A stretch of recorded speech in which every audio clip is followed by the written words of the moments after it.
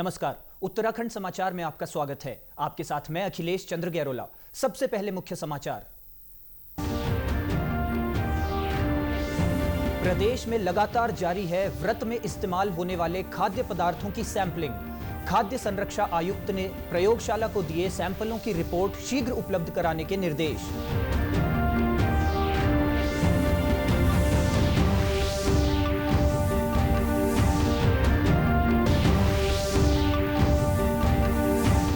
यात्रा काल के लिए पुलिस ने शुरू की व्यापक तैयारियां। गढ़वाल रेंज कार्यालय में बनाया जा रहा डेडिकेटेड चारधाम यात्रा सेल। यात्रा मार्गों को बांटा गया कई जोन, सेक्टर व सुपर जोन में।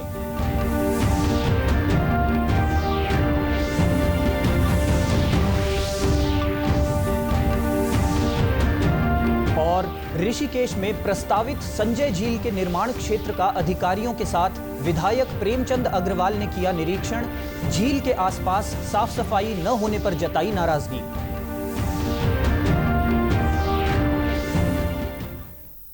और अब समाचार विस्तार से। नवरात्रि के दौरान व्रत में उपयोग किए जाने वाले खाद्य पदार्थों की शुद्धता की पड़ताल के लिए खाद्य संरक्षा एवं औषधि प्रशासन का छापेमारी अभियान लगातार जारी है। अभियान के अंतर्गत कुट्टू के आटे व व्रत के दौरान प्रयुक्त होने वाले अन्य खाद्य पदार्थों के सैंपल लेकर जांच के लिए प्रयोगशाला भेजे जा रहे हैं। प्रदेश के स्वास्थ्य सचिव व खाद्य संरक्षा एवं औषधि प्रशासन के आयुक्त डॉक्टर आर राजेश कुमार ने बताया कि बीते रोज राज्य भर में 147 प्रतिष्ठानों पर छापेमारी की कार्रवाई की गई।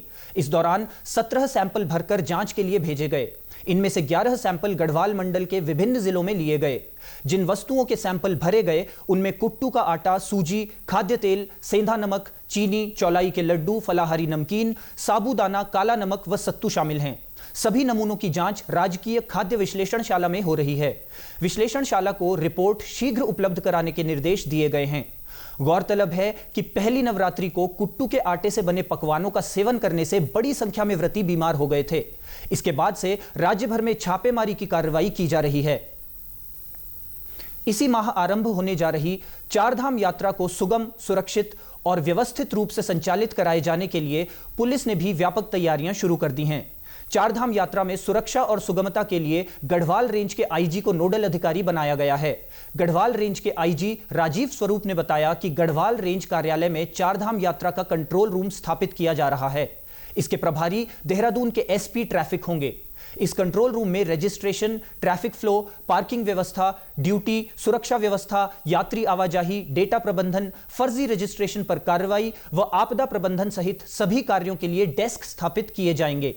कंट्रोल रूम अगले 5 दिनों में सक्रिय हो जाएगा, जो 24 घंटे सक्रिय रहेगा। रेंज स्तर पर चारधाम यात्रा सेल गठित किया जाएगा। इस यात्रा में हमने इस बार 2 नए प्रयोग किए हैं। एक प्रयोग है जो हमने अपने रेंज लेवल पे एक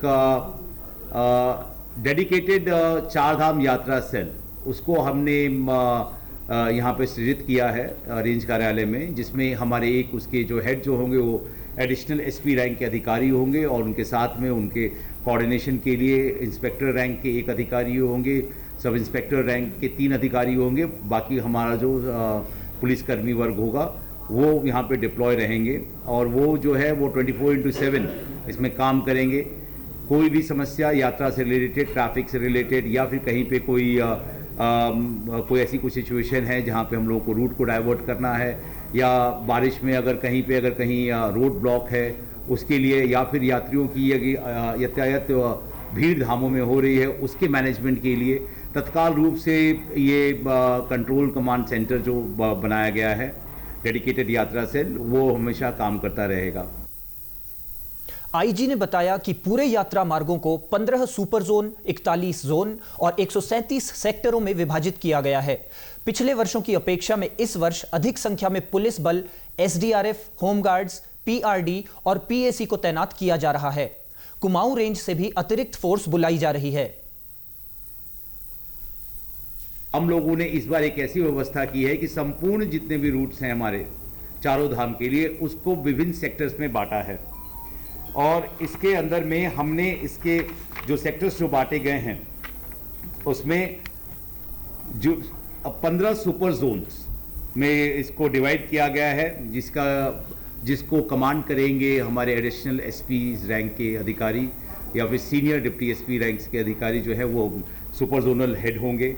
41 जोन्स में इसको विभाजित किया गया है, जिसमें हमारे senior inspector, sub inspector ranks के ऑफिसर्स रहेंगे और 137 सेक्टर्स में हमने इसको पूरा डिवाइड किया है। तो इसका मैं आपको शॉर्ट में ये बता दूं कि संपूर्ण यात्रा को जैसे रूट्स हैं उसको हमने टेंटेटिवली 10 to 15 किलोमीटर्स में इसको हमने बांटा है, जिसमें इस बार ये प्रयोग किया जाएगा कि हमारे वहाँ पे एक बाइक्स रिलेटेड पेट्रोलिंग होगी, वो बीट बनाया गया है 10-10 किलोमीटर का वहाँ पर।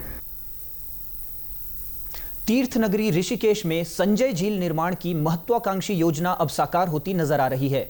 संजय झील को एक पर्यटन स्थल के रूप में तैयार किया जाना है, जिसका क्षेत्रीय विधायक व पूर्व कैबिनेट मंत्री डॉक्टर प्रेमचंद अग्रवाल ने वन विभाग के अधिकारियों के साथ स्थलीय निरीक्षण किया है, जहां उन्होंने झील की सुंदरता को नुकसान पहुंचा रही घास की सफाई न होने पर नाराजगी जाहिर की।